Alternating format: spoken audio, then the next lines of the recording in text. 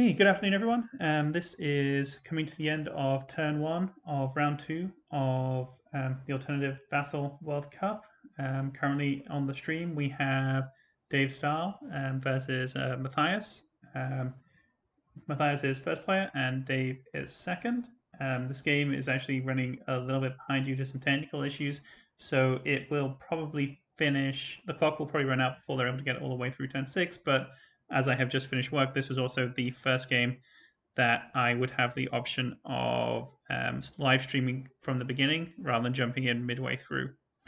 In this game, Dave is running a Sato list based around 3 hammerheads, all of which have Task Force Antilles, Ordnance Experts, and APTs. A command.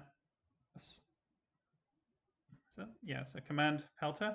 Sorry, I couldn't remember this. Yes, it is a command pelter with take evasive action, engine techs, advanced transponder net to prevent getting jumped by fighters, and also Ramus Antilles for additional tokens.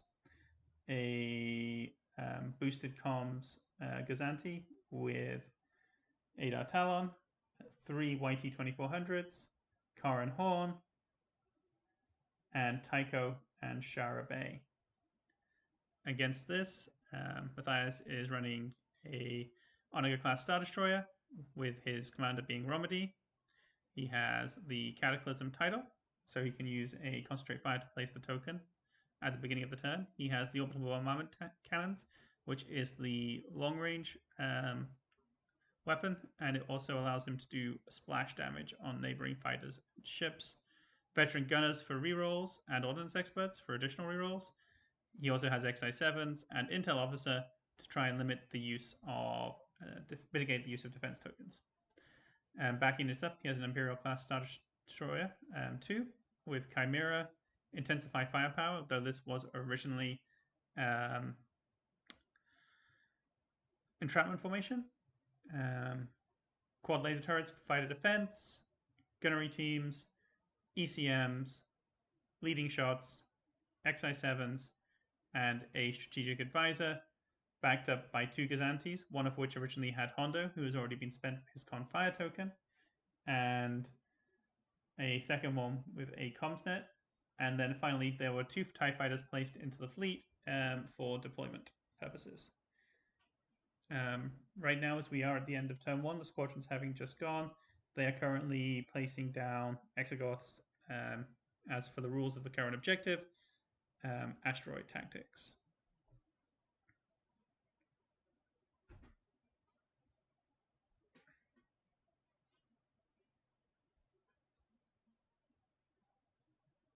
This red dot here where the mouse is hovering over is the ignition token for the Onega.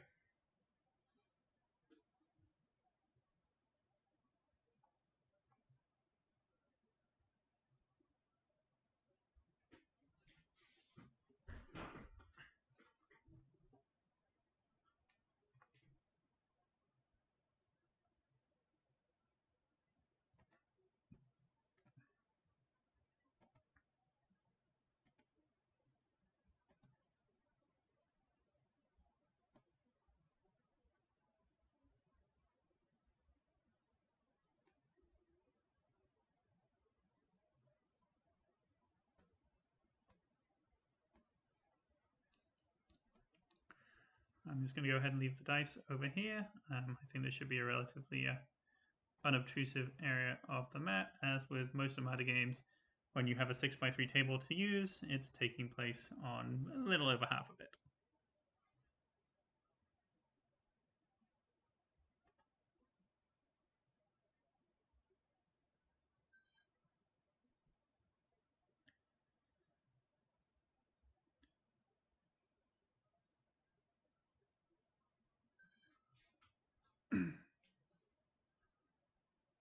All right.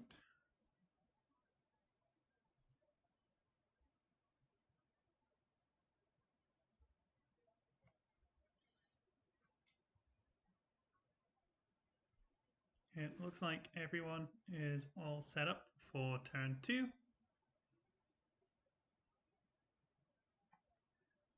And Matthias is going first with his Onager. For those of you not aware, but the Onager's extreme range rules, it has to fire first with its ignition weapon. And it appears he does have a long range obstructed shot at relatively close range and line of sight drawn onto the side of Hammerhead B. Yes, Hammerhead B. This has the potential to be rather devastating for that Hammerhead.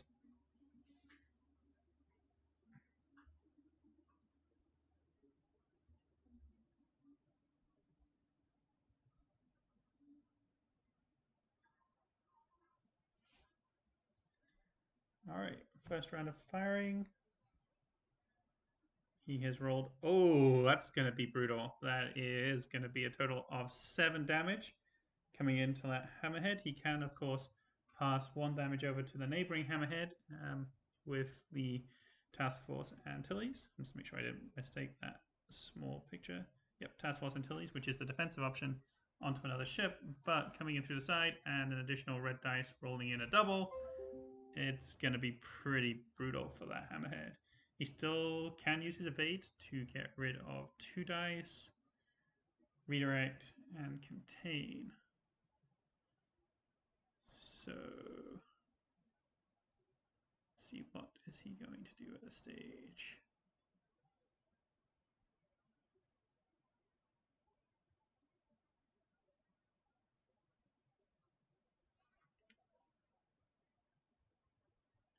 Hey, Bix, can you hear me?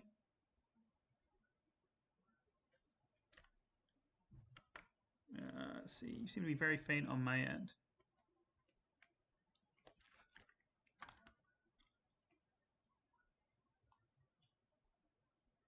All right, it looks like you're coming through on my other speakers. That took me by surprise. Let me see if I can change that audio. Ah, there we go. See, can I hear you now?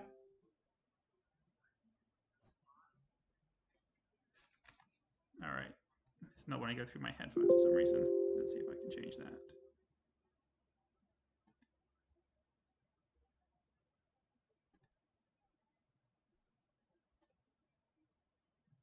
that. All right.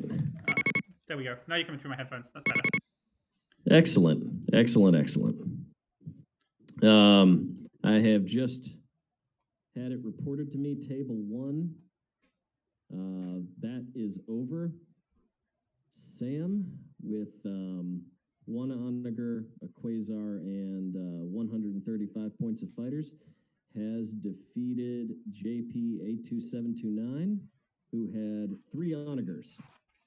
So the triple Onager jank has been knocked down from table 1 in a absolute drubbing, 475 points to 0.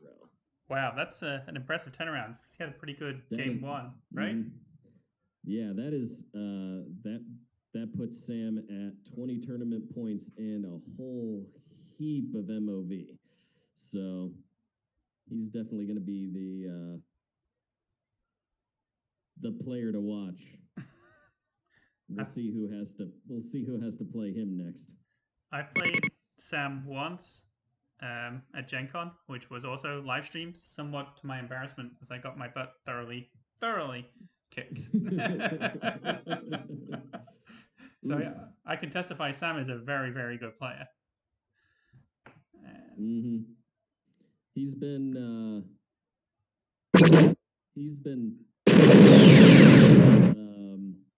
on the Vassal World Cup in the past. Had himself a couple of unfortunate games, but just always seems to do really well against the competition. Good to see him doing well in this tournament. Right now I'm watching the Truthiness Duke Vimes game. Just a little update for that.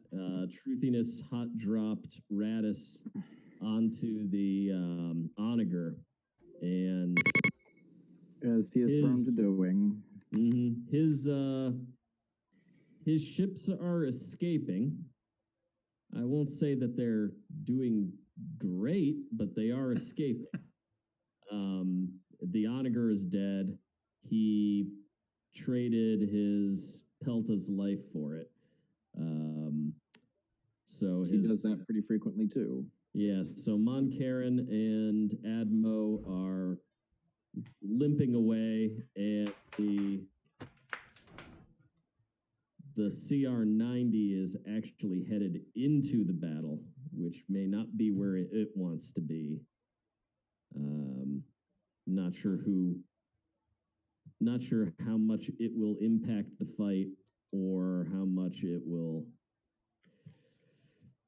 give, how many points it'll give if and when it dies. So we're going to stand by for that. It's at speed 2. It can probably stay out of that front if... Hopefully. Nothing goes wrong. All right. I suppose I should hop into the actual game that you're streaming so that I can help commentate on that. Well, an Onager just blew a hammerhead straight to hell. That's usually what Onagers do. Any hammerhead dumb enough to get caught. It was pretty brutal, and it was a Rommodi shot, so we had it straight through the asteroid. So there was little to no help with 3 doubles, even with extreme range evade to get rid of one. Two of the doubles. Even with Task Force Antilles, it was a dead hammerhead.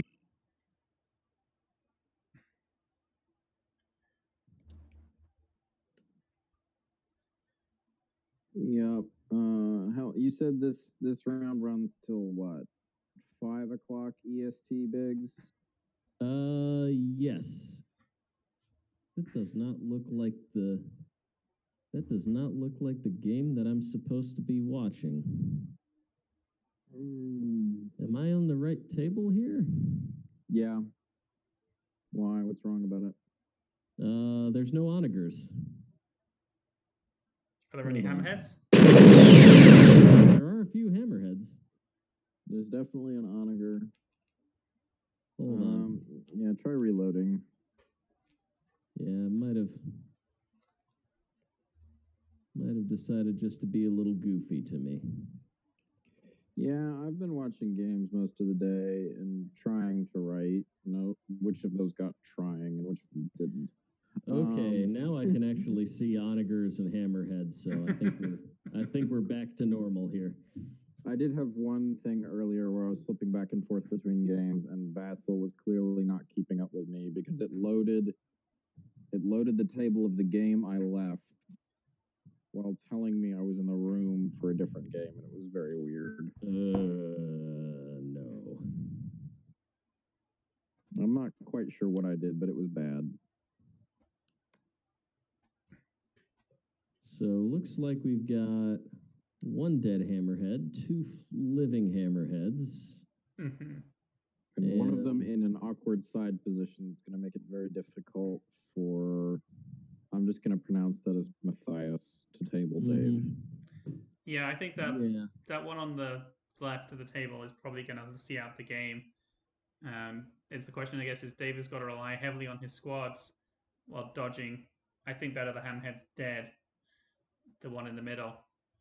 I'm not quite sure how it can get away from the Onager's ignition arc. I don't see a lot of places it can go to weasel out of this one. Plus the ISD's also coming in. Which could also be bad news for the Pelta. I'm going to say that Pelta's got nowhere to go. If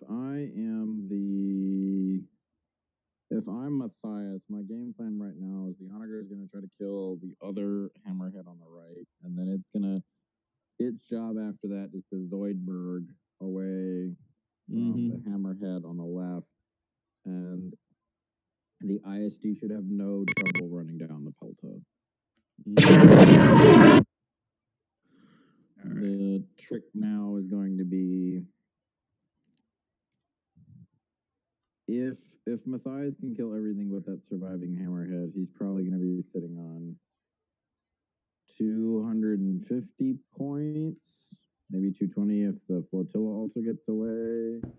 That onager is probably, hang on, that's an SD, and it's carrying Rommodi. That's probably a 160-ish onager. I know this is my meta here, so I play against it fairly often, and it's a pricey little bugger. Yeah, so at this point, his problem is how does he keep it alive? Yeah. Because barring some really fancy footwork here, I'm not saying it can't be done. I'm saying I'd feel a lot better about it if the commander was JJ. Neither the onager can't get around to deal with that hammerhead, and the ISD can't do it without getting in the onager's way. But then again, they're not probably going to bring enough firepower on target, so they each eat 1 ram damage, and then you get a obstructed shot from Rommodi. You get this huge obstruction. Yeah, I suppose that's the other way you can do it, is you can intentionally pull the ISD around and let it play Rommodi blocker, which isn't a terrible play here because this is an open end of the field. That just means that the onager is now responsible for both the hammerhead and the pelta, which is not something it can't do.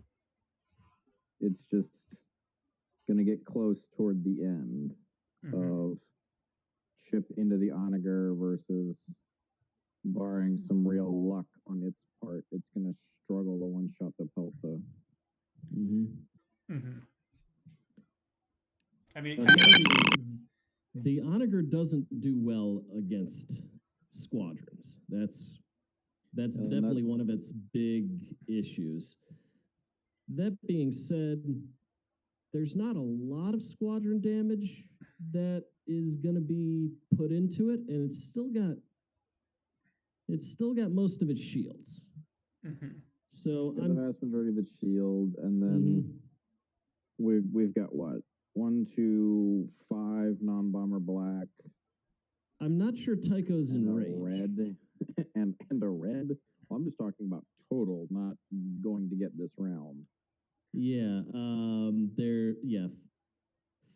Total on the board is 5 and Corrin. 5 black and Corrin red bomber. So that's a potential 7 damage.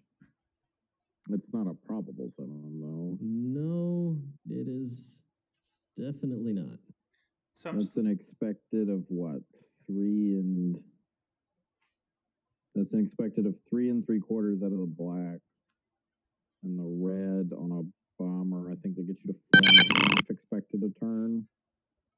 If I'm remembering my math right. Yeah, that sounds about right. I mean, that's nothing to sneeze at. No, but that onager's still got 9 health and how many? 9 shields. But you've also got a pretty decent chance, 3/8 chance of blanking on Corrin if you don't send him directly up. Looks like the GR75 does have the squadron token. That sounds about right for Dave. Plus, he has the boosted comm, so that one normally reaches out pretty well. And with Ada, we're going to see some double tap action. Who does he tap the black die, or does he double tap Corrin and go for the glory? I think here he's going to end up double tapping Tycho just so we can get 2 shots out of Tycho at all. Yeah, I think he'll double tap. It depends if he wants to reposition Corrin. Dave tends to like to play the repositional game with his double tap, but he did do the A-wing. He's only got the A-wing to double tap here. I've said this before and I'll say it again. His weakness in squad play is that he likes the repositioning game, which means that when he runs into an opponent that's doesn't try to play that game and just says, "Oh, you've put your squads in 3 groups. Well, I'm going to destroy them one at a time." He tends to get flattened. He's just gotten lucky. Last game was a Sloan 2 ship that I missed the middle of, so I don't really know how that ended up interacting with the rogues. And here he's got 2 generic ties that Shara is just like, I dare you to shoot me. I double dog dare you to do anything other than sit there. And if Matthias has a brain, which I imagine he does, they're gonna do exactly that, and they're just gonna fucking sit there. Well, not necessarily, because he's got no shots with Chimera right now, but I'm pretty sure Chimera's double arc Shara.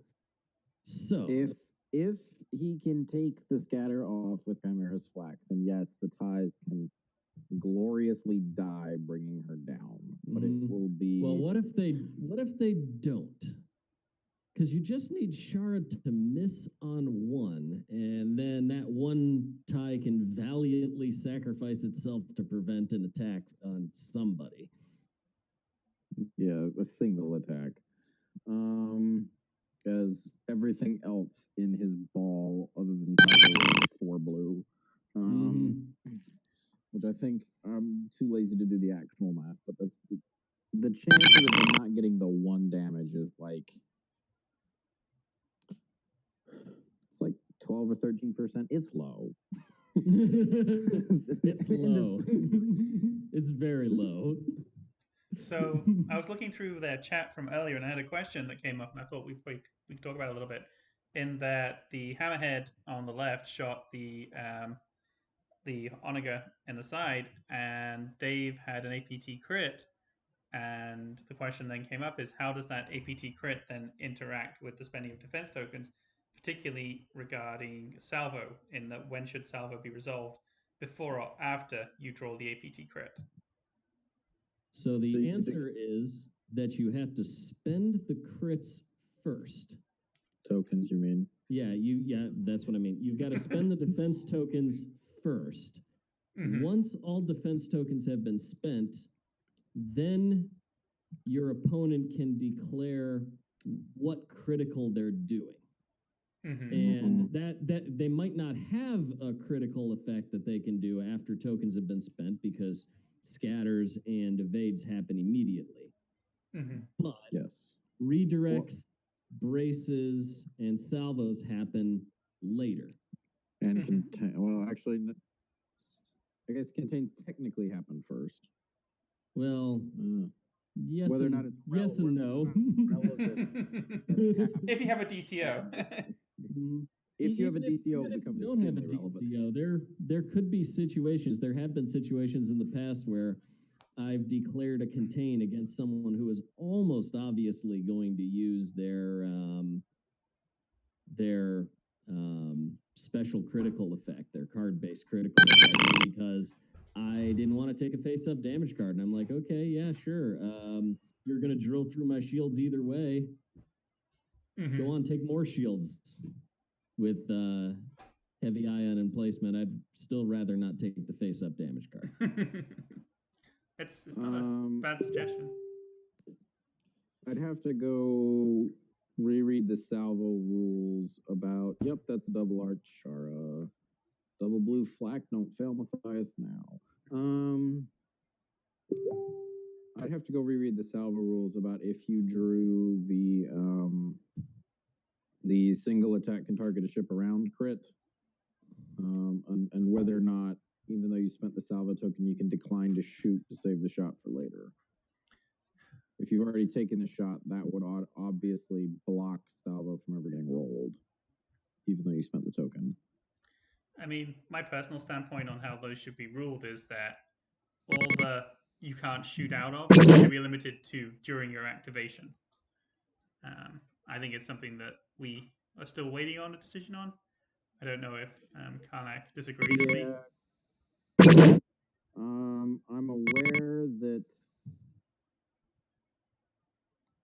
there is an ongoing discussion because Salvo has all kinds of weird interactions with Advanced Gunnery and Akbar and the QLT precedent. that somehow made it through playtesting without getting caught, which I don't know. Did we just not? Well, I guess in Atlanta we just didn't do that because advanced gunnery is you don't take that Yeah. like a smart person. So that never occurred to us that, hey, advanced gunnery does in fact kick in here with the apparently controversial, but in my opinion, plainly obvious, well, where does the salvo attack come from question that keeps cropping up. Like, I've yet to see that question asked in a way that I didn't think someone was trying to rules lawyer in their favor over their opponent. Well, the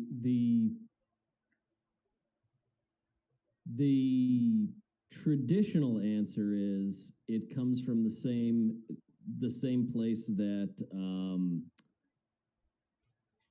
that quad laser turrets shots come from, which is not from an actual hull zone.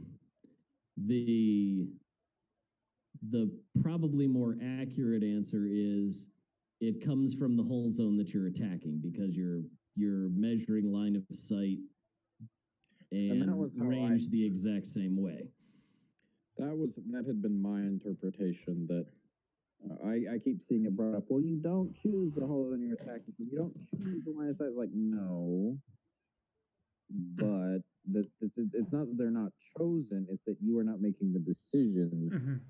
Spent the salvo token, therefore all of these things are like guaranteed, for lack of a better way to put it. So I don't understand why. Like, I keep getting, I forget where this was. I think this was on the forum. Somebody brought up, well, it says salvo attack instead of attack, and it's just like, no, that's there so that you remember all of the salvo rules, like you can't add dice or you can't have special crits. As opposed to, no, the dice just appear out of the ether like a planetary ion cannon. It's not how this works. It's not how the Force works, and it's not how this works. So it looks like Matthias has decided that we're all dumb with our ideas of crossing the T with the ISD, and he's going to send the Star Destroyer after to kill the Pelter, which is probably the right choice. It's the guaranteed kill, and 70-80 points out of the Pelter. That Pelta's a pricey Pelta. More like 100. Hang on. Yeah, so you've got a 60 point, 32 points, so that's 80 points at least. Hang on. So Sato 118 is 40. 118. Yeah, that sounds right. That is a pricey little bugger. That is 2 tournament points brackets without breaking a sweat. And we've already splashed one hammerhead, and these things are how much? 36, 40, a mere 46 apiece, because that makes everybody feel better when you smash them.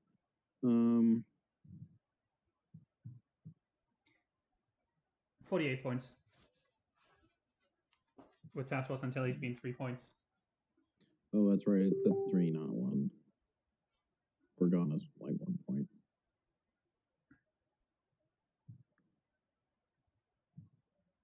Also, when did Dave decide to start being a normal person with his card layout? This game, I guess. I don't know if either of you saw it, or if there's anybody listening who's wondering what the hell he's talking about. Because Jamie, aren't you live streaming this? Yes, I am. Because for those who have not been watching these games, and I presume Jamie has scrolled down to show you what I'm talking about. Prior to this, Dave had always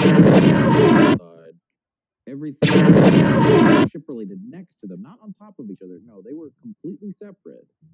And then his squadrons were over here on the left, and it was just weird. Like the Vassal convention is much more what Matthias is doing, and that's not even like a spoken convention. It's just what everybody does.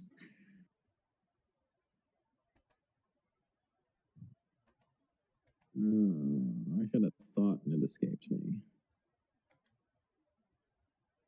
It may or may not come back.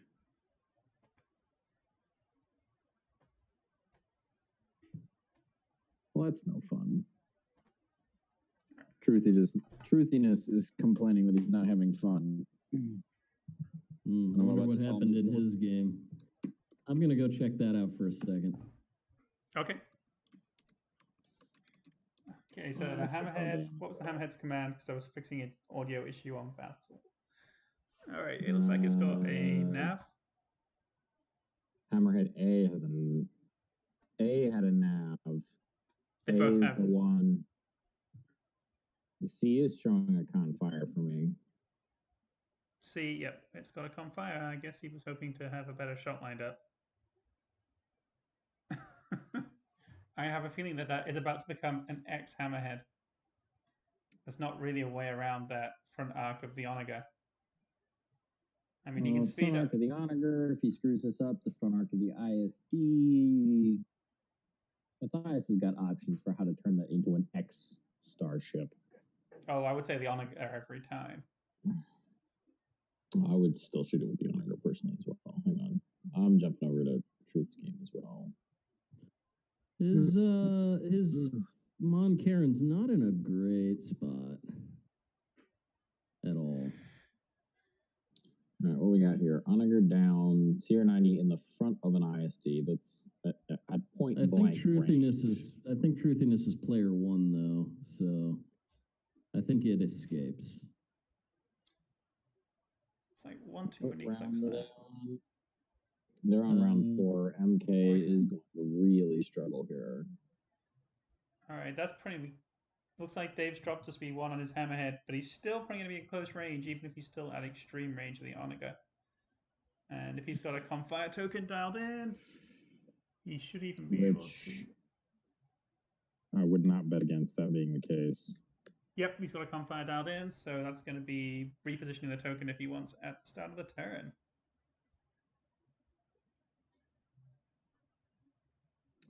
Yeah, apparently, quote, I really hate the Onager. We can drag him in here later, I suppose.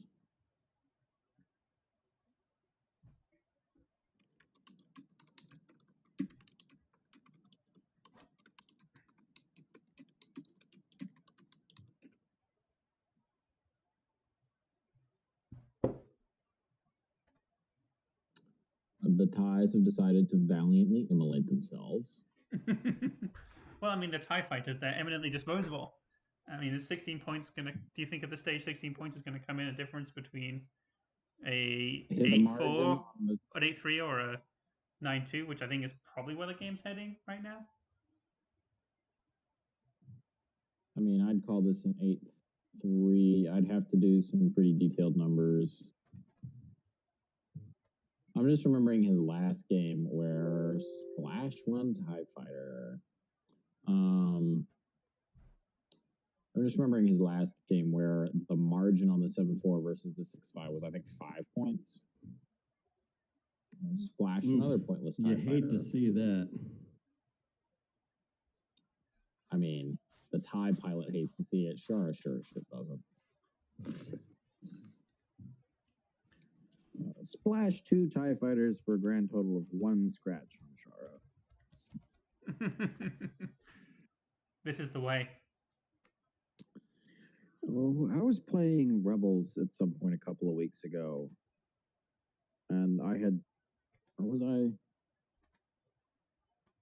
remember. All I remember is that a couple of weeks ago, I was watching a game where I was playing a game. I don't remember at this point. And I watched Shara mow down 4 generic TIE fighters back to back to back. I think the 4th one finally killed her, but it was just like, dude, you passed break even several stands ago. There's a reason all of my Imperial squad balls don't, at least the ones that are designed to fight for space superiority, do not leave home without preferably 2 or all 3 of Saber.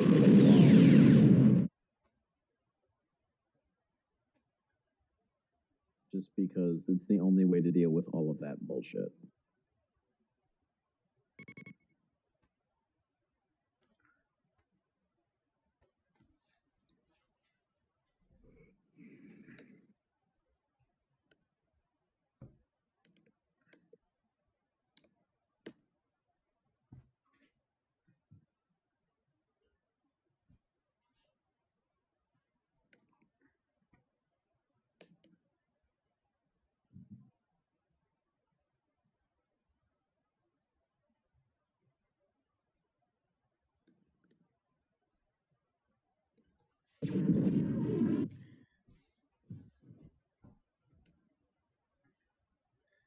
Actually get something out of Karin there. He got a double out of him last game. Red dice bombers, I never trust them, even with a BCC floating around. I'm not sure I trust black dice at the moment. I tried a couple of games with tie bombers on Vassal, and it was just like, you either got to hit crit, or I re-rolled a blank into a blank, and I wanted to shoot all of my pilots. One of those was the same game. I had a 6-squad TIE Fighter Alpha do a grand total of 8 damage. 4 of them from Valen. I wanted to skin each and every one of my pilots while they were still in their fighters. This isn't looking too good for that Onaga. The fighters seem to be doing their job. And he's already put through 2 hulls so far. They just can't afford to use the redirect here because he's got 4 shields up front. And there's an APT Hammerhead. Probably going to go first. Ooh! Guys, I'm getting some weird transmissions coming into me here that I mean, there's some cool stuff that's happening, and I can't wait to share it with you. What cool stuff is happening? Is this a game or is this other cool stuff? This is Armada related, and it's going to be Steel Strategies Unnamed Armada podcast related. I've got to leave you now and go to a live podcast. I'm sorry. Well, when you need more random schmucks commenting in the background, you know where to find us. Okay. Okay.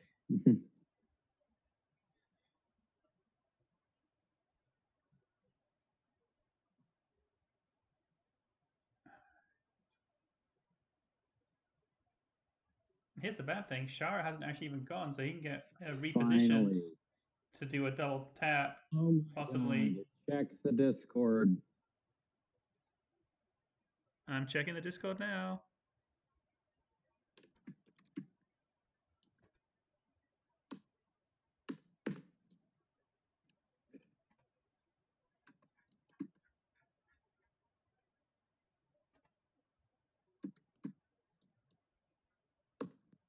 Ladies and gentlemen, Obi-Wan Kenobi, Clone Gunners, Wat Tambor, Kraken. We got all kinds of cool stuff. Oh, wow. That artwork is fantastic. These are all like, okay. I'm just going to go ahead and pull these I'm over. going to complain about the Kenobi one because I really don't like that shimmery look on Kenobi himself. I love the rest of these though. So I'm just going to go ahead and pull this over while they're resetting.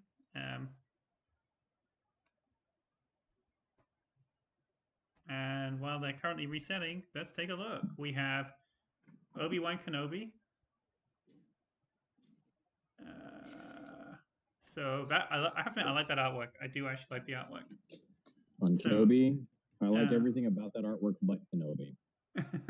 So when a friendly ship is defending, it may spend its ready defense token. It may reduce the total damage by 1 before it suffers damage. So that has the potential to... it's basically giving your entire fleet ESTs. Hang on, Johnny. And I still gotta redirect. jump off for a second. Okay. Carry on with this. I'll join you in a minute. Okay. So you effectively get the effect of ESTs, and also you are redirecting.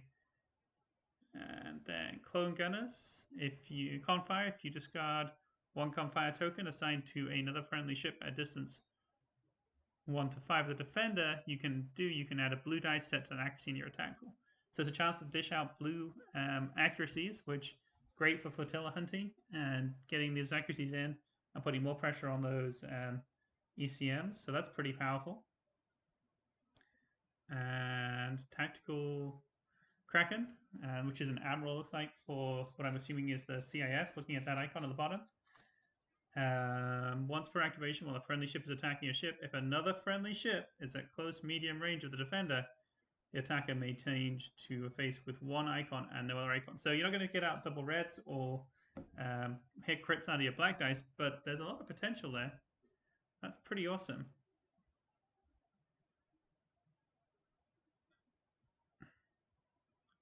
Oh, Wat Tumble. Oh, that's pretty awesome. You may spend, if you spend an engineering command, you may spend up to 2 shields from any of your hull zones or 1 hull zone on another friendly ship, a distance 1 to 5, to gain twice that many engineering points. So theoretically, by spending 2 shields, you're going to go ahead and get an additional 4 engineering points on top of what you're already spending. I think the secondary ability for the 1 hull zone of another friendly ship is going to be most powerful.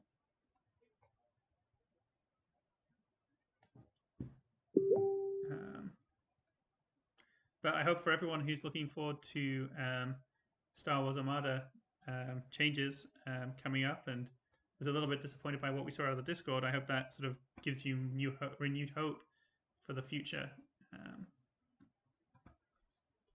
And I'm just going to go ahead and try and grab these and put them into the Atlanta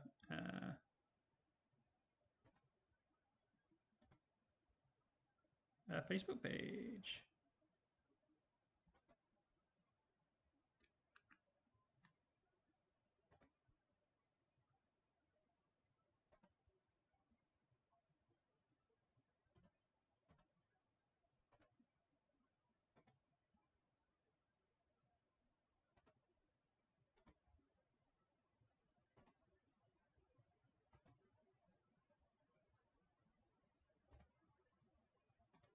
All right, let's take a look at what's going on in the game. It looks like they're all set now for the turn 3. All the command dials are set, so it's just a matter of which ship is going to be going first.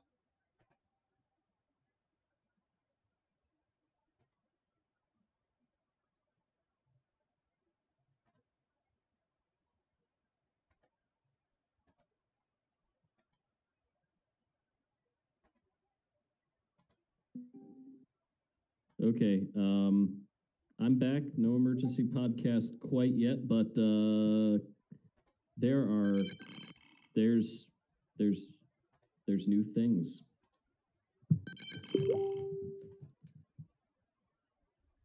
There's new cards. Yep. There's new cards.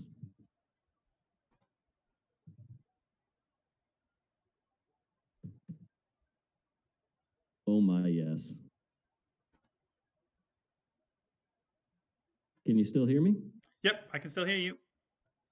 So, excellent. Yeah, I've got the new cards. I'm just trying to go ahead and get that onto the Atlanta Facebook page for Armada.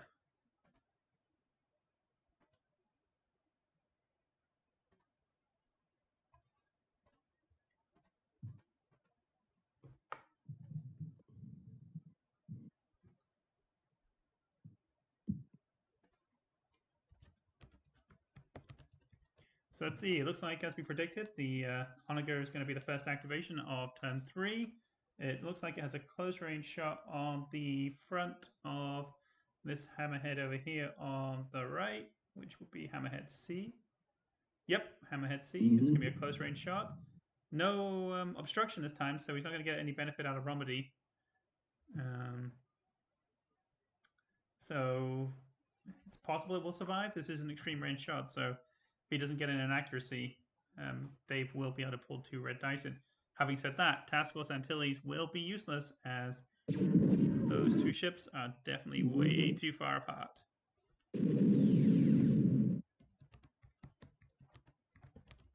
5 damage and an accuracy. He can re-roll his blacks. Oh, he can even re-roll everything, but I don't think he would with that. I don't think he re-rolls everything. You want to keep that accuracy in there. It's not quite enough just to swat him out of the sky. Oh, Con Fire might be enough to swat him out of the sky.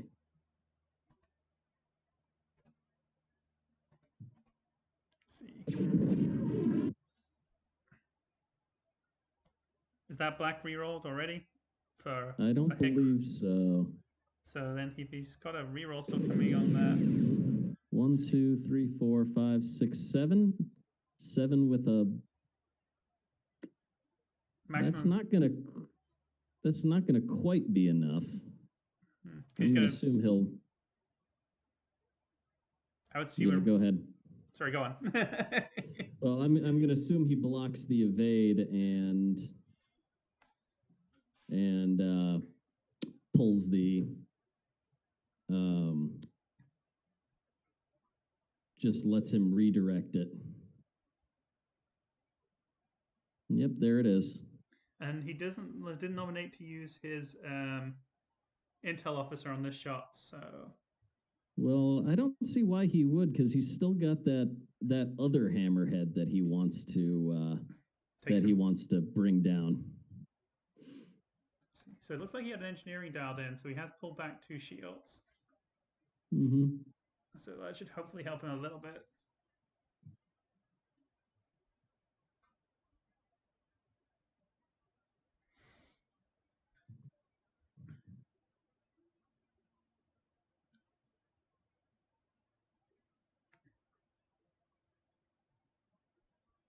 So that's going to be 3 shield, 4 damage. So he's going to be left on 1 hull. Mm-hmm. I mean, that almost certainly now has to become his first activation, because the side arc of the ISD alone could potentially lay waste to it, or even the front arc.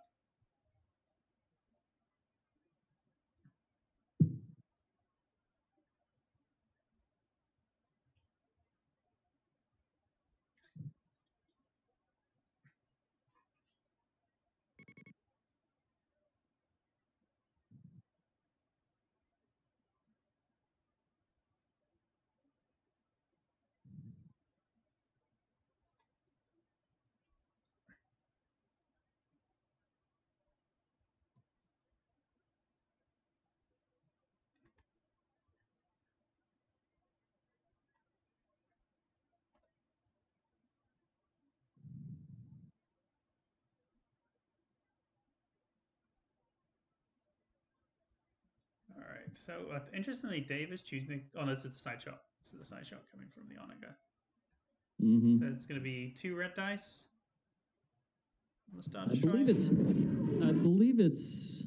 The Star Destroyer has 3 red dice out the side. You are correct, sir.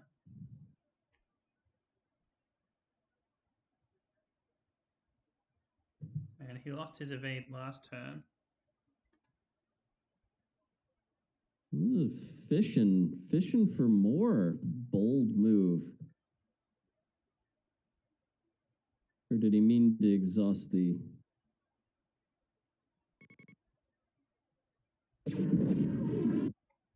Home. well now. Well now.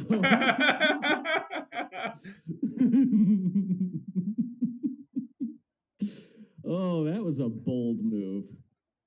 Well, and he had intensify firepower, so. Yes, he did. So 5 damage, no evade. Let's see what shields he got left. He's still got 3 shields, so he's going to walk away with 3 hull there.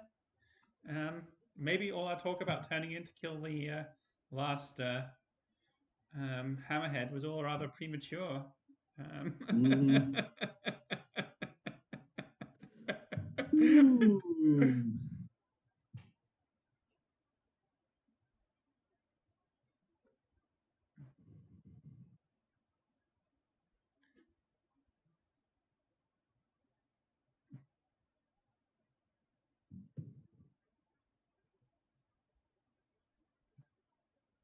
Oh my. Oh my.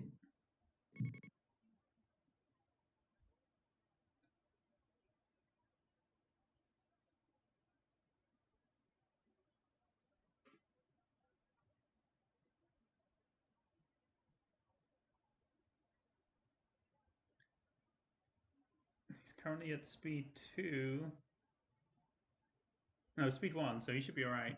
Just lining up behind the Star Destroyer.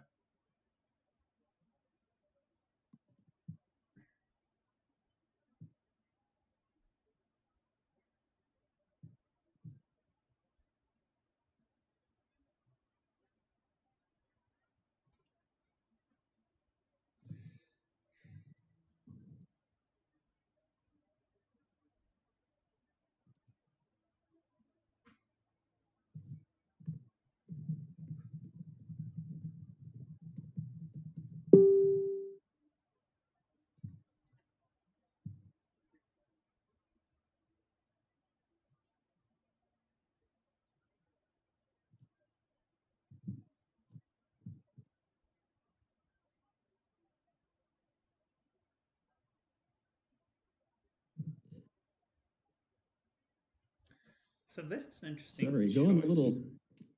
Hmm? So looking at this is it looks like Dave's going to go with the hammerhead on the left. Or is he just checking range? I think he's just checking range. Mm-hmm. Looks like he might have gotten into red range, which he kind of needs to be in red range right now. Yeah.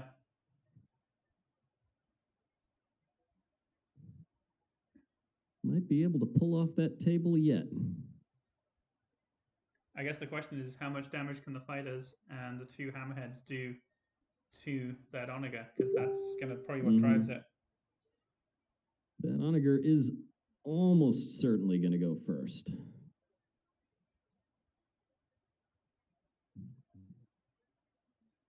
So it will be the middle hammerhead, the one that is very much dead. Mm-hmm.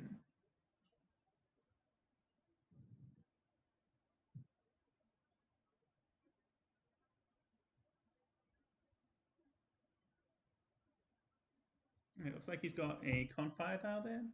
Mm-hmm.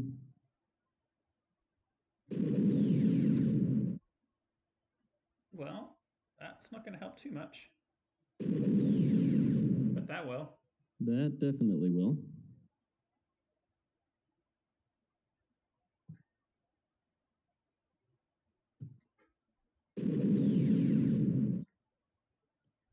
So that'll be 3 damage going into the front with an APT crit.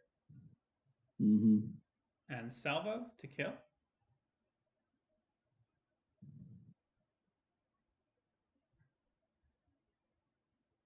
That's actually going to be a big point. Might as well salvo it just so that it doesn't have the. You might be able to get rid of its opportunity to try and ram something. Yeah.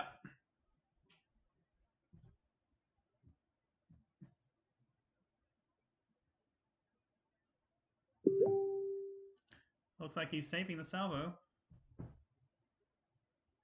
Well, no, he's exhausting salvo.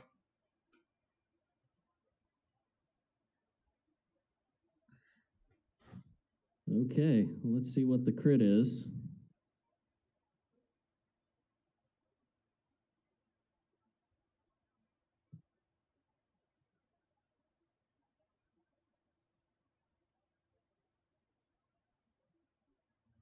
Thrust control malfunction. I think that's his second one of those. Thruster fissure was his first fissure, one. Yeah. Mm-hmm.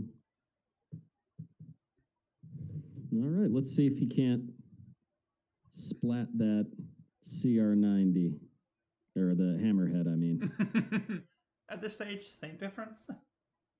Not really. How does the CR90 already have exhausted defense tokens? Because he got shot by the onager to begin the game, the beginning of the turn. Oh, okay. So that's 2 damage coming in. He can redirect 1. He can evade, so it limps on 1 hull with no redirect. Yeah, I guess we'll limp away then.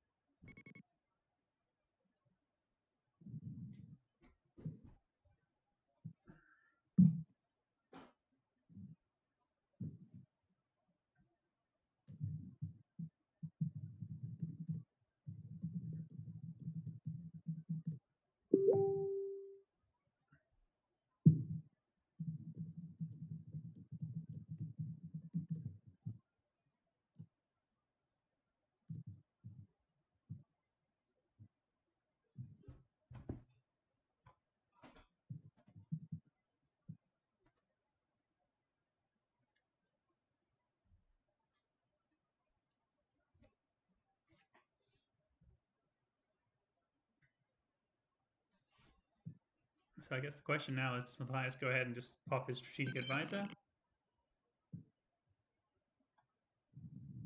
Because then it guarantees him the last activation.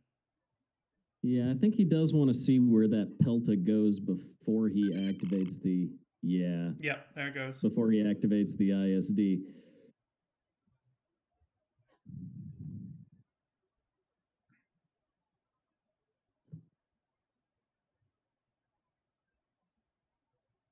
Because he is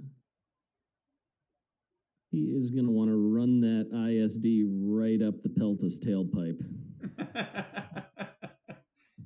Yeah. I mean, Rocks do not concern me, Commander. You know what? The last time an Imperial player said that to me on a live stream, one Matthew Ansley, formerly of this live stream, drew a projector misaligned. Ooh.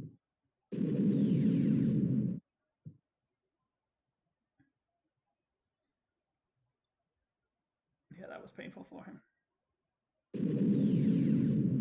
Ooh, another 3 damage going into the side. I guess he's just out of blue range. I think that's got to be braced and salvoed. Yeah. Yeah, he braces. Mm-hmm. Yeah, just out of blue range.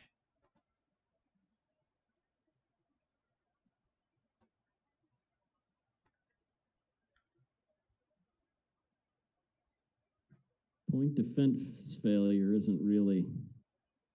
I mean, he's not flacking the squadrons right now. Mm-hmm.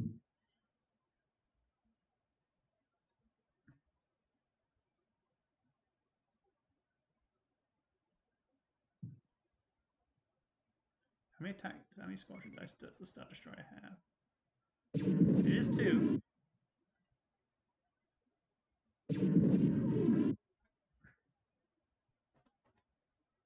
Oof, 2 back, no evade. He's containing it. He's got nowhere to redirect it to.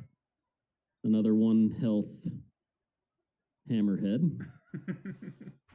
I think the definition of limping. Mm-hmm.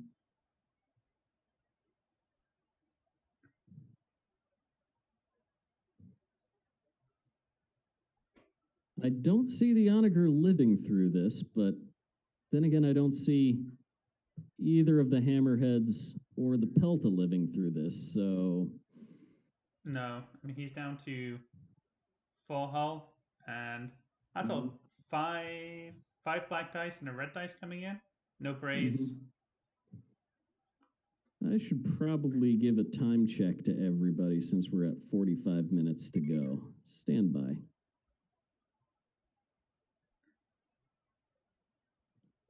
That hammerhead is at speed 1 as we watch Dave finish off his maneuver.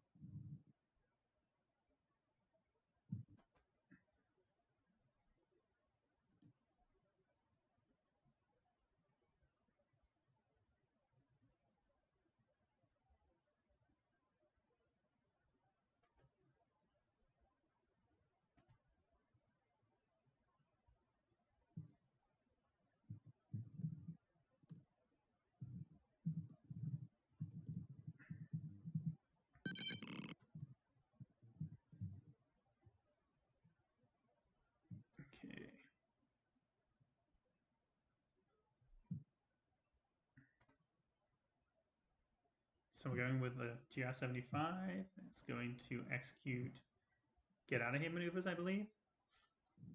Seems reasonable. Or maybe Or it'll turn in. not. Let's go! If we're going to lose, you may as well lose big, right? You know, why leave anything on the table?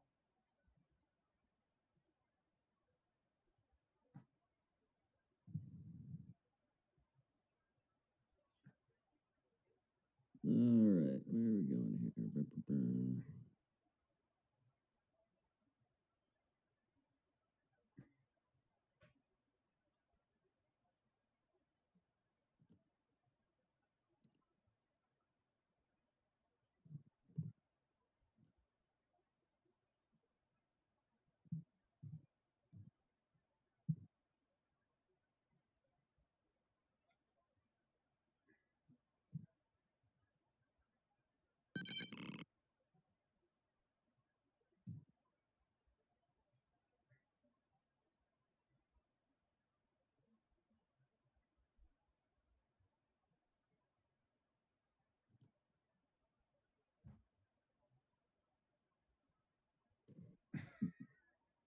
Sorry, trying to do a little bit of everything here. Mm-hmm. Where'd Gillard go? He's still in the Discord, but he seems to have disappeared off. He may have been summoned away by his spouse. Mm-hmm.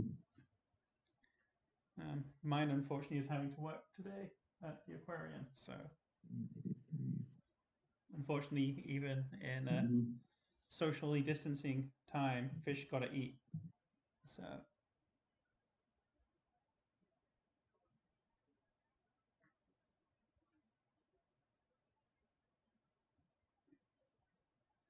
for landing on the Exegorth with a ship, it's just a damage. Just a damage card, or just a damage, not even a damage card.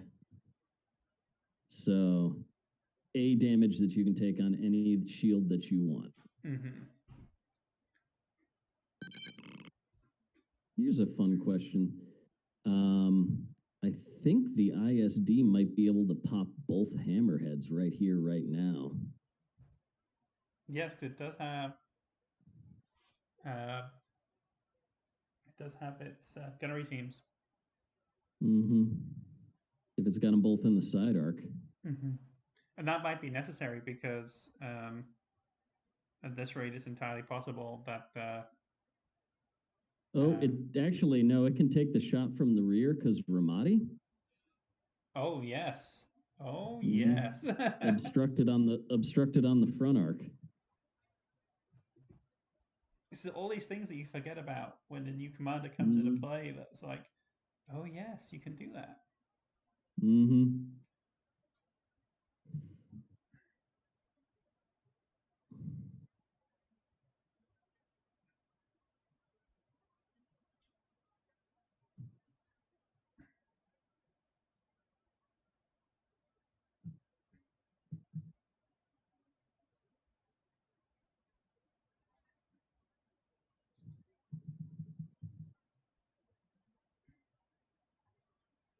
Yeah, I'm not sure there's much else you can really do there.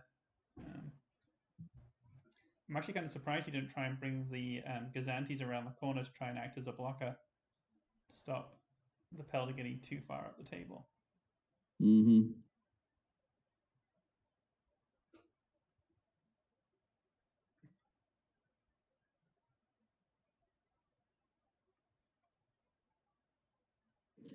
Need a judge call on table 7. Stand by.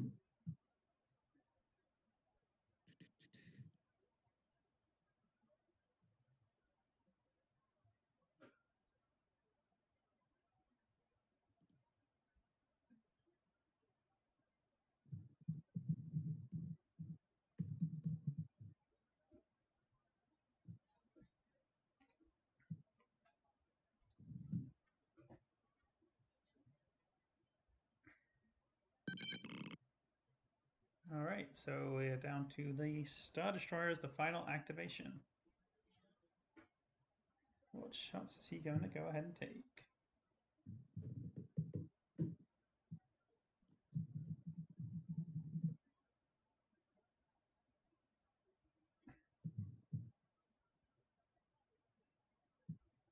So Chimera now has the full set of 3.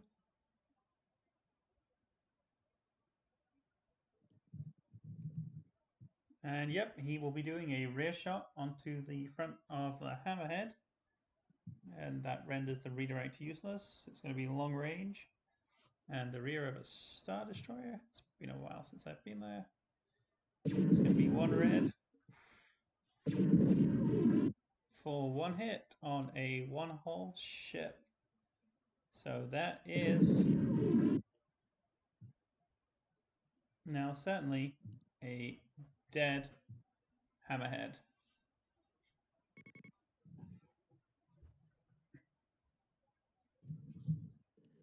And now I think we watch the next hammerhead disappear.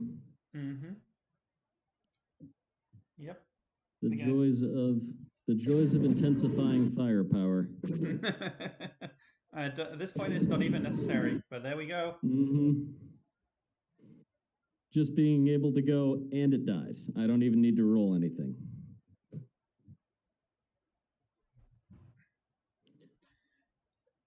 I think I've mentioned many places at many times how much I love intensify firepower. It is easily the best of all of the fleet commands. Okay, let's see if this guy can get where he needs to be on that Pelta.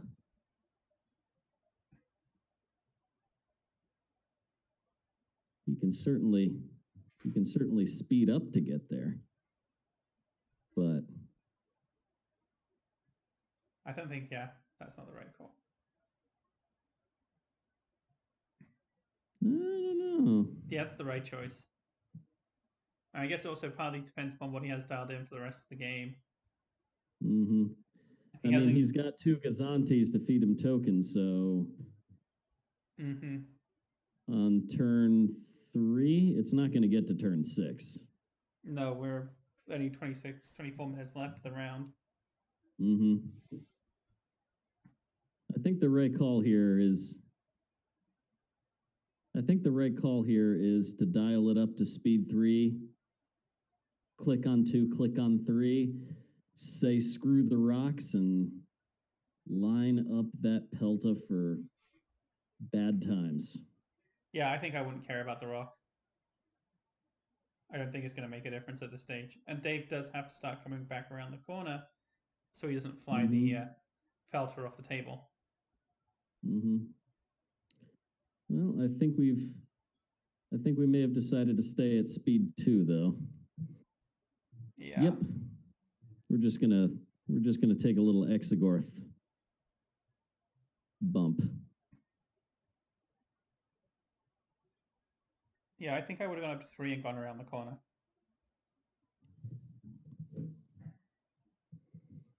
Which probably means then he's lining up to do, if the Onaga survives this inbound rain of fire from the fighters. Which is not a guarantee by any stretch of the imagination.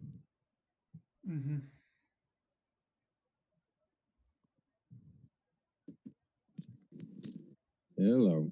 Let's try this again. Can you all hear me? Yep, we can hear you. Welcome back. Yeah, that was... Sorry about that. I presume y'all have... It has been seen. Yep. I mean, do you want to talk about that while the fighters are doing their thing? So, hot takes. So for starters, there's only so much that we can analyze without having ships. Right. It's like Obi-Wan is significantly better on an ISD than he is on a CR-90.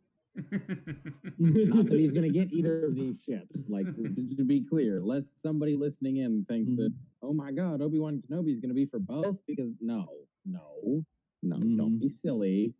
But giving you expert shield techs on every ship that you have for the cost of a 28-point commander is pretty sweet. And if I read it correctly, he still gets to resolve the Yep, he still resolves the regular redirect. Or alternatively, you give everyone EST. Oh, look, you rolled 2 damage. I spend a redirect and take nothing. Oh. Oh. Yo. Yeah, those Yo. stack. Those stack. Oh my. Okay, George Takei. Wow. So hello there. So, like, getting any use out of Kenobi isn't hard. My thought is that my immediate thought is that he goes in the same box as somebody like Mothma, where he prefers MSU, which is not in a great state right now, lest we forget. But I think he's going to end up being one of those commanders that's low floor. I mean, spend your redirect, lose a damage. That's pretty simple, guys. But the skill involved in getting use out of him on every ship every round, because he really doesn't want his ships getting shot more times than they have redirects. So managing your opponent's fires such that you can do that efficiently, I think, is going to be really hard. But I can already think of a half a dozen players that, if they decide to learn how to do that, will be unstoppable. Sam and Gink both come to mind. Not that I'm necessarily sure he fits Gink's balls to the wall play style, but Clone Gunners is... Dave's doing it all wrong with that Space Worm. He's putting the Space Worm right... Oh, Rommodi's dead, isn't he? He wasn't on the Star Destroyer, he was on the Onaga. So that doesn't matter so much. Yeah, that's not where I would put that Space Worm. Well, but Rommodi's dead, so it's no longer an issue. That was my initial thought, but... Alright, Clone Gunners. Clone Gunners is... So I have a lot of thoughts here. Thought one... I don't know how many ships currently exist I would put that on. So, like, obviously, doesn't go on any current ship. Duh. But there's...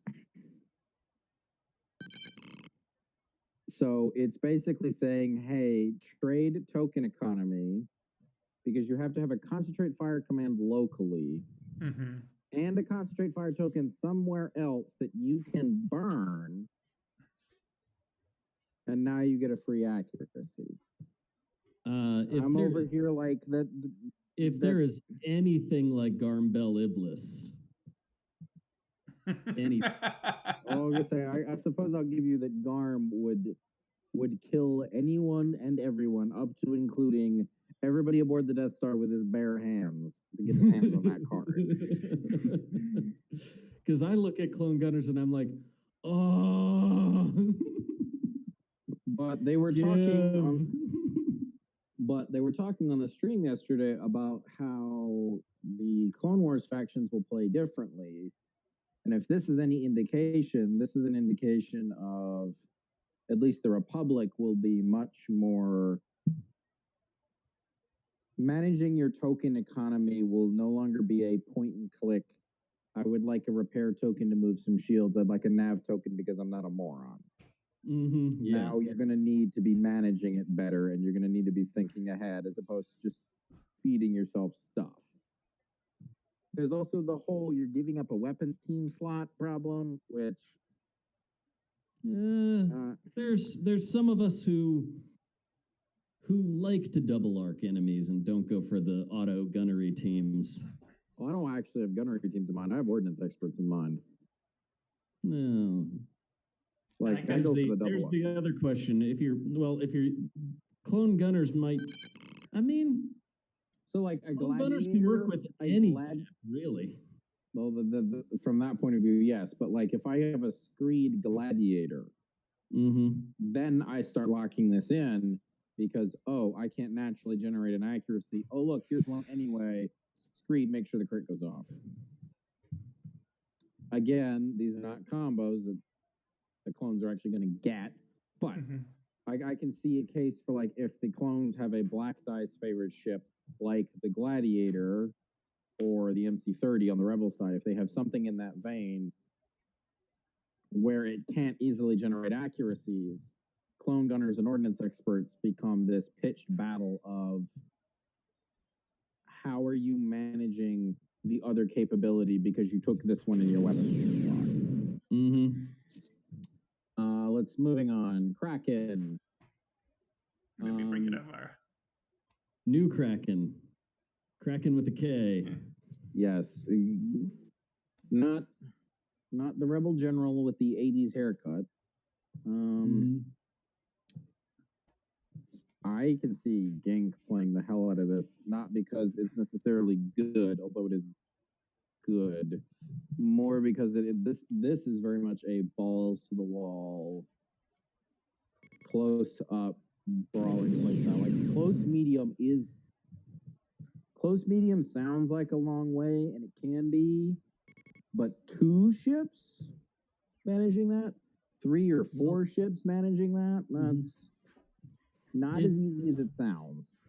It's intensify firepower, but with a little more restrictions, but no cost.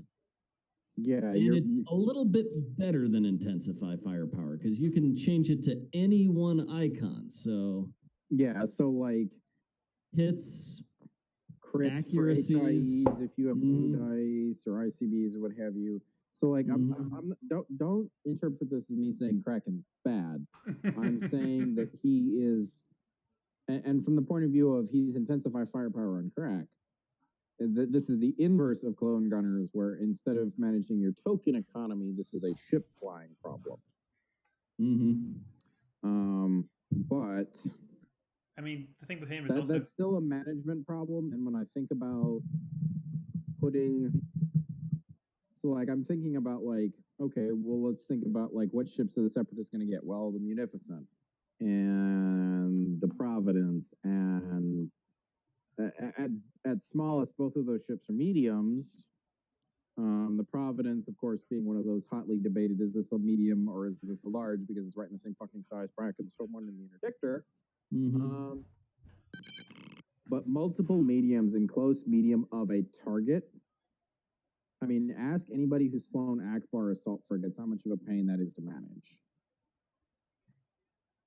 So good, but again, the inverse of Kenobi, where I think he's got a pretty high skill floor, although his ceiling is also still pretty high. And then Wat Tambor.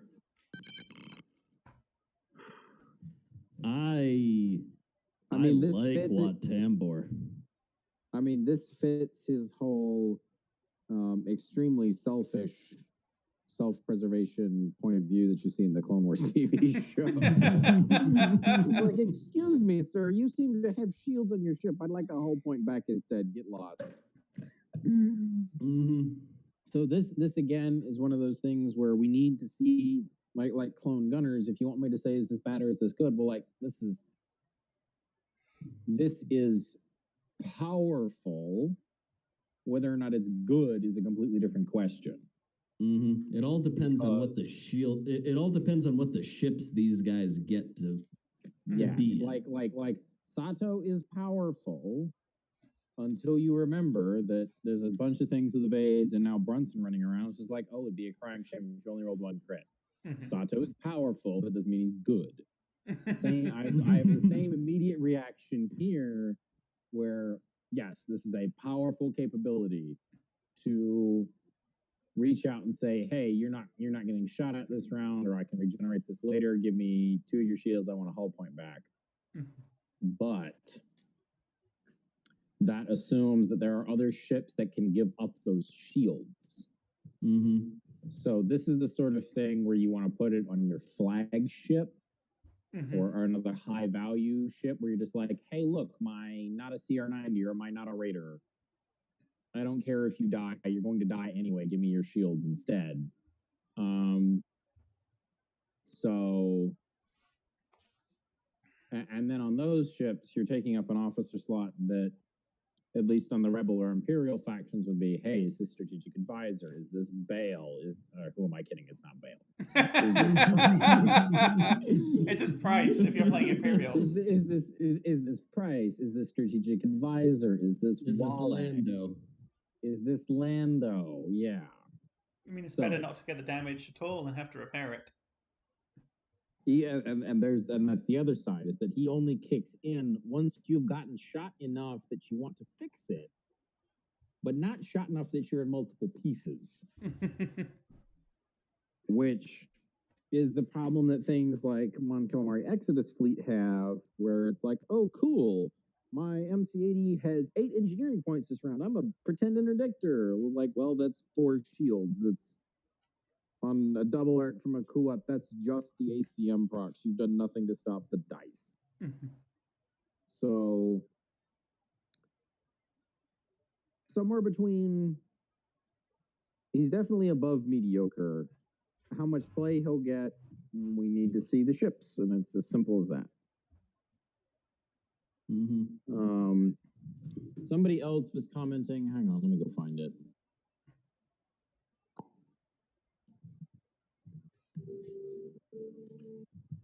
Yeah, somebody on Krabik's Discord is commenting that these are not actually the same size as the regular card, if anybody's actually noticed that yet. I mean, I just have it pulled up as a flip file. Size is not the word I'm looking for. If you look at the aspect ratio, like, look at Kraken, for example, and then just open your browser and pull up I pulled up Ryan Kingston and I pulled up Constantine because he's the fewest clicks and the fewest motions for my mouse. And these are not the same aspect ratio. I'm curious what's going on there. I have no idea. I don't know if this is some sort of internal gimmick where they've got this from some pre-production thing and they're going to go tweak it again. But the cropping on all this art is very clearly for that width. So that doesn't, and they don't look stretched either. So that doesn't really fly. I don't know what's going on there.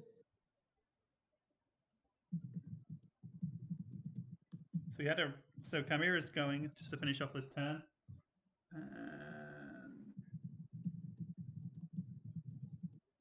Who's first player? Imperials. First player? Oh, Imperial first player. Oh, but never mind. Turning the other way is fine. Yeah, I think I would turn left and then have a ram with a notch dialed in. Something like that. Yeah, I think I'd click once more to get the W. I think, yes, that. Matthias, I hope you're not listening to this. I don't. Well, he's also Does he got have a a delay. navigate command? He's on an engineering. But he's got TEA up, so we can click that even more.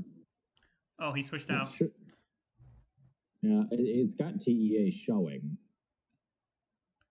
He must have flipped that out because previously he had Intensify.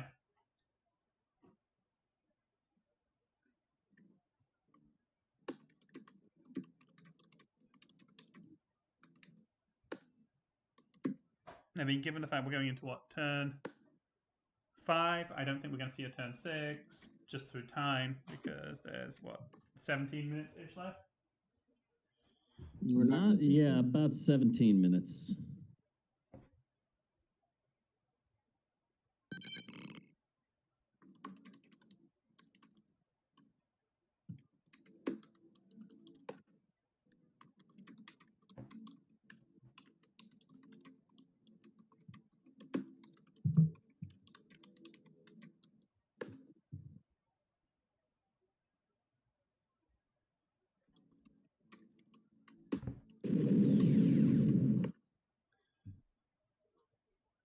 So I guess the question now is, can Dave take down this Gazanti? It's scattered once, but Karin is inbound, so you might want to save that scatter for a double red.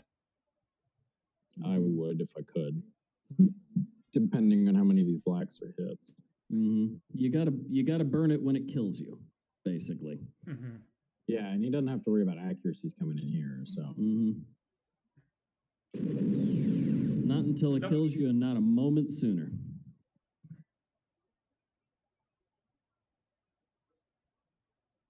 So if he misses again, Nope, there's a hit. it's a hit. So take it. Yep. And then whether or not this YT, so between Corrin and the 2400, the Gazanti needs one miss to live. It doesn't care which of them, it just needs one of them to miss. Which, let's be real, it's going to be Corrin. Yep, scatter to live. 15 minutes to go. That's a fancy alarm. Y'all wouldn't like mine going off in the background. If either of you or anybody listening has ever watched Warehouse 13, my ringtone is currently set to the Farnsworth ringtone, and it is incredibly obnoxious. Ooh, double hit. That's not a miss. That is not a miss. So it's down. Flat. It is deleted. Well, an ISD is capable of just straight up deleting a Pelta if it wants to. It's close range. The evade is useless. It can only redirect one, so it's that brace. If he can get an accuracy in to get rid of that brace. If he gets an accuracy, he needs some. Or no, he doesn't need some. He needs 8. So he needs no misses on the reds and a double. He's got Excise 7, so if he's shooting the rear, he only needs 7. Does he have line of sight? I don't want to draw it. I don't think he does, because the dot's relatively far back. It's not a close-up dot. Yeah, I'm skeptical of that as well, which is why I was saying 8. If he's shooting into the stern, he only needs 7. With 7 and an accuracy, which is much more achievable. No, you don't want STM. You want IF2. Come on. Well, he's already used Intensify Firepower. He started off with Entrapment Formation. He switched out to into Take Evasive Action, and now he's looking for... Can't you go back? Yep, and that's what he will do. Intensify. And he's going to discard it because he knows this is the last turn of the game, so who cares? And he only needs to push through full hull because he will probably have a ram on it. Well, then he needs 7 damage and an accuracy. He should have clicked one more, though, to try to get that double arc. It's much easier to get the damage on a double arc with the IF than it is to rely on a ram.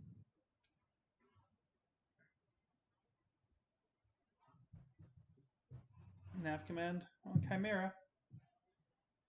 Not an Intensify Firepower. He does have a token. This is for all the marbles. Yep, he does have the token. Ooh. That's the accurate. Oh! No redirect. Splat. 3, That's 4, dead. 5, 6, 7. Dead. Boom. Splash 1 Pelta, ladies and gentlemen. Looking at the Vassal chat. Doesn't even need to intensify. Yeah, hate to see it. You do hate to see it. Oof. Unless you're an Imperial loyalist like me, in which case it's great. And then he just has to stay on the board for the win. What happened to the other hammerhead? Was it salvo down? Rear arc shot from... The ISD Rommodi shot 1, and then from long range obstructed through the onager, and then just side arc eliminated the other one. I'm impressed. I figured it was going to survive. I figured it was going to take the ram to finish it off. Here, yeah, that was my expectation too. I was either expecting a ram kill or it to get away. All right, let's keep that ISD on the table. Easier said than done. Cut to speed 2. Cut to speed 2, hard over. He does it. I don't think he wants to do hardest over. He's got a nav command. Hardest over, he will. Oh, cut to speed 2. No. Just go straight. No. Just go straight. Just go straight. Just go straight. Speed 2, lock it in. Lock it in. Lock it in. Don't get cocky, kid. Don't do what I did and fly an ISD off the fucking table for the table. Because that will table you. It's one of the many stories that we talk about with Matthew Ansley. in Atlanta that will live on forever as long as we play Armada. There's the time he flew off the table playing Blockade Run, and there was the time he flew into the asteroids, and That one's sure, on whatever. video. He's not going off the table. Whatever. Yeah, I guess now the question is, can pull out the. Can he pick up the other? I don't think he can. The Gazanti. Because, I mean, the Gazanti. So the transport goes, he throws up 2 A-Wings, they're going to be behind it. I guess if he's got a nav command dialed in, then it's going to probably get away from all those Speed 4s. I don't think the Speed 4s can catch him. Yep, they're going to call it.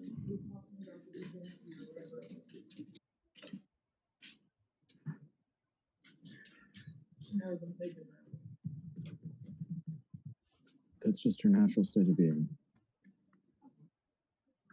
And with that, Dave is tabled.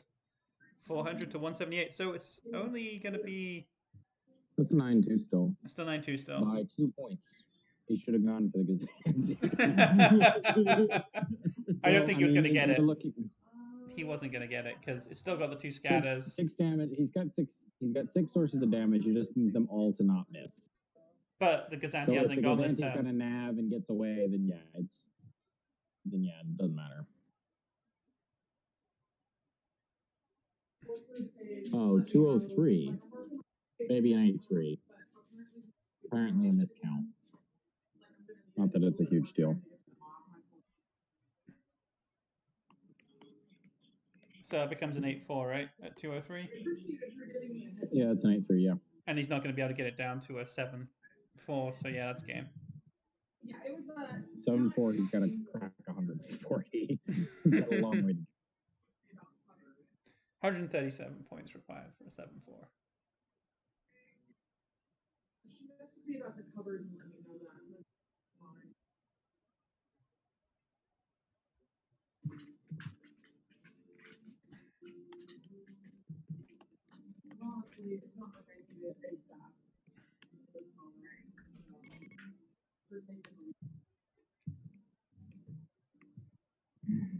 All right, Dave is asking for the link to the round results.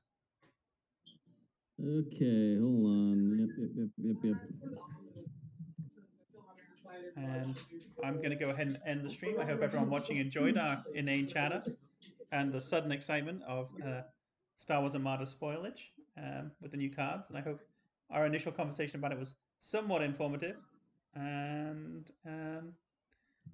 I will hopefully be streaming the next round for today in a little bit. And I might do work in the meantime. Who knows? Anything's possible. Thank you very much, everyone. Folks, take care.